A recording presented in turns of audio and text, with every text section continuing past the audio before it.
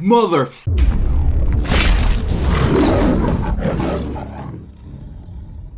Week 1 of the Jacksonville Jaguars preseason is in the books as the Jaguars traveled up to M&T Bank Stadium in Baltimore, Maryland, and lost the Ravens by a score of 29-0.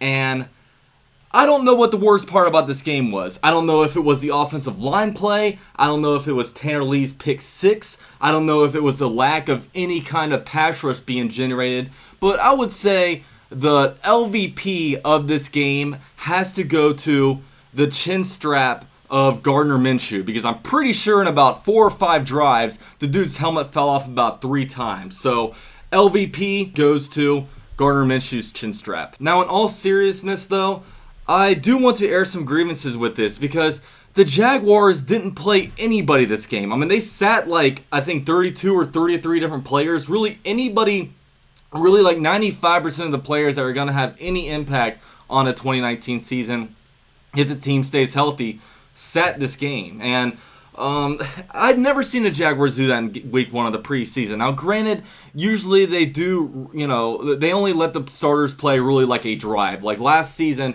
week 1 against the Saints, the Jaguars played like their starting offense like one drive. It was a 10-play, 75-yard drive for a touchdown. Really impressive drive, and it gave you enough, enough of a relief. Say, okay, this is good. You can go ahead and play your backups. But they didn't play anybody. And I was really wanting to see Nick Foles play because obviously us Jaguar fans have never seen Nick Foles play. And you look at the other side of the ball with the Ravens offense. I mean, Lamar Jackson played like a whole entire quarter. Now, granted, they rested some of their true veterans, guys like Mark Ingram, Earl Thomas, guys that have multiple years of experience, but you still saw guys in there like Lamar Jackson, Hayden Hurst, Willie Snead. You still saw some of those guys, but in this game, none of really the Jaguars guys played. Now, maybe they wanted to sit Nick Foles this game just because Brandon Linder has a little bit of a knee tweak, as well as your right tackle Jawan Taylor. So maybe they didn't want to run out there with, Cedric Ogbuehi at left tackle, with Tyler Shatley at center, with Will Richardson at right tackle. Maybe they're trying to protect that. But, man, it was just, I've never seen a situation before where they've rested so many guys. And this could be a serious issue when, later down the line, where this could be a trend where pretty much every NFL team is resting their guys, because obviously Jermaine Kearse suffered a broken leg last night, a Lions wide receiver, and, you open the risk of injuries. But, the Jaguars they didn't really play anybody. Now, with this game, I was mostly concentrating on some of the guys that I know that do have a future with the Jaguars. Like Josh Allen, the number 7 overall pick in the 2019 draft for the Jaguars, he did play. And I was paying close attention to him. Now, his best play was probably the first play of the game where he had a tackle for loss against the Ravens. But, when I was looking at him, it was pretty interesting because they were playing him a lot in a 2-point stance. I mean, the Jaguars, they did bring in Dom Capers, who was a longtime defensive coordinator for the Green Bay Packers, who was really a guy that installed a lot of 3-4 type of systems. And it looked like the Jaguars were running kind of a 3-4 system, a little bit of the time when Josh Allen was in there. I mean, Josh Allen was played several snaps in a 2-point stance, standing up, at the line of scrimmage. So that was pretty interesting because Jaguars didn't really do that much in years past. But he also did play some, down in the 3-point stance with a hand in the dirt. And I also saw him in a 4-point stance where both hands are on the ground. So that was pretty interesting. Now, the Ravens offense, I have a feeling this year they're going to be a lot more gimmicky. They're going to run a lot of RPO type stuff, a lot of misdirections, a lot of one read stuff, just stuff that's going to fit Lamar Jackson a lot. So there really wasn't an opportunity where the quarterback was holding onto the ball very long. They weren't going through 1, 2, 3 reads. There wasn't a lot of that going on, so there wasn't many true pass rushing situations for Josh Allen. But I'd like to see more. I'd like to see more from him in the next few weeks, just because he wasn't really given the opportunity to really do a lot this game. Now, another guy that they paid a lot of attention to was Taemin Bryant. Now, a lot of Jaguar fans were out there like, oh, we need to cut Taemin Bryant. And, with Taemin Bryant, I want to point out some good things that I see about him. One thing that I was pretty impressed with is that the guy has incredible get off on the line of scrimmage. Like he's just about as fast as Josh Allen, if not quicker than him when it comes to getting off the line of scrimmage. And I think he's going to be really well suited in a third down package for the Jaguars this year, where you have Yannick Ngakoue, Josh Allen on one end, and then you slide Calais Campbell on the inside. And I think Taemin Bryant's going to be really good at that other spot because he's got a really quick get off and he's a powerful guy, so he has a really good bull rush. So I think that's one thing that's going to be well suited for him. But one thing that I did have kind of complaints about is that I feel like he was on the ground a lot. I mean, he was being pushed, and I just felt like he was, ending up on the ground a lot. I don't really want to see that. He didn't help out too much in run defense, and I just feel like he still needs to get smarter when it comes to the game of football. Because I will give him this. He was double-teamed a lot this game, and that is one reason why he did end up on the ground a lot. But sometimes he gets double-teamed and he just kind of stands there, doesn't know what to do. One thing that's so impressive about Marcel Darius is that a lot of times when he gets double-teamed, he knows where to push the guy. So he may not be in there, like getting the tackle, but he knows where the run lane is and kind of pushes those guys there, and it forces the running back to kind of stop, look both ways, and then, it allows for a linebacker to get in there and make the play, or maybe a defensive end to come in there and make the play. So, I'd like for Taemin Bryant to become smarter in that, because Marcel Darius is due $20 million off the cap next year. So unless they do some kind of contract restructure, then, he's definitely not going to be on a team for $20 million. So, at this point, they're probably gambling on Taemin Bryant being able to become a Marcel Darius, and he's got a lot of work to do to become that. But, I think he's got to help out in the run game. Just has to get his football IQ better, but there is something to work with him, so we're going to keep riding him on that. Another guy that I paid a good amount of attention to was Jaguars defensive end Dawuane Smoot. Of course, Dawuane Smoot was a third-round pick in a 2017 NFL draft, and he hasn't really done much as a Jaguar. And he didn't do much this game. I tried to look for positives in this, but there's not many positives about him, unfortunately. And I hate to say that, but the Jaguars coaching staff has given him every opportunity in the world. He played all 4 quarters this game, and when he's lined up at defensive end, he's not quick enough to be able to, get a good bend around the edge to be able to beat guys one-on-one like that. And he's also not powerful enough to be able to, play the interior and really win like one-on-one battles when it comes to power. And he just doesn't really do much well right now.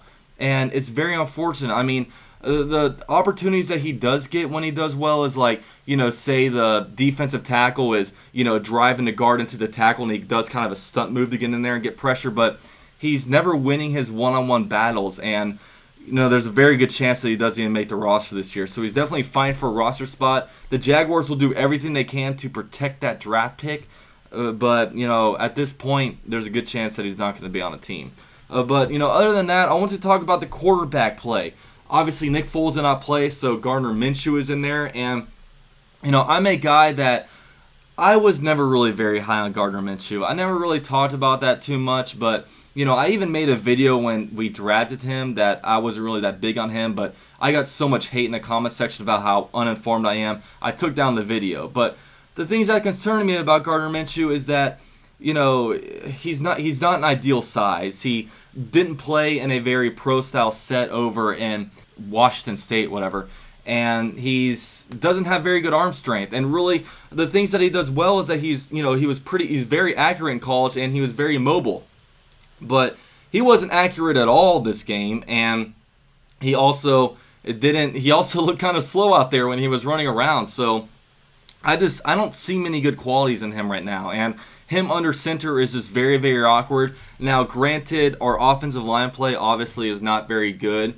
But, I mean, at this point, as it stands right now, if Nick Foles goes down, Gardner Minshew is not taking us anywhere. I would be looking this week and signing a free agent quarterback. I would look to bring in Sam Bradford as a backup quarterback. I would also maybe, look at like Brock Osweiler or something. My guy would probably be Sam Bradford because I know that if Nick Foles goes down, we at least have a chance with Sam Bradford, but I don't think we have any chance with like Gardner Minshew at this point. I don't think he should be getting any playing time in 2019. And, we can stash him on the team as a third-string quarterback, or maybe we can hide him on a practice squad.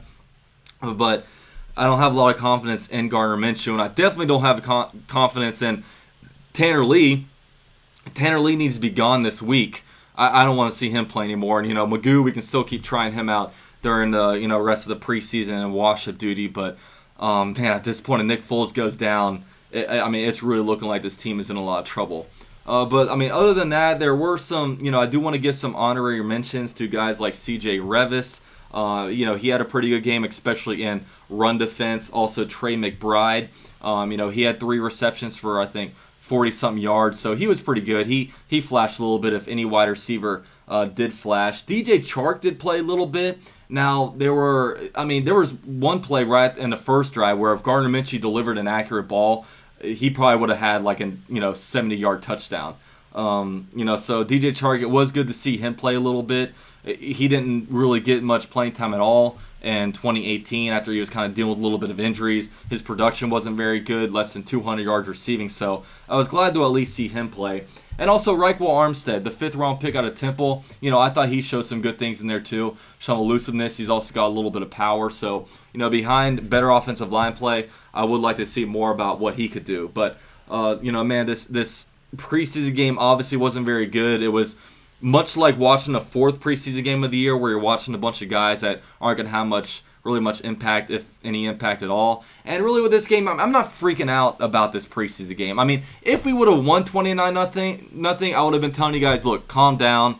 This team didn't do, these guys aren't going to be playing much. It's just preseason. There's no game planning. Just like how when we lose like that, I'm not going to be saying a bunch of stuff, especially when, in the first quarter, we're going against all their ones.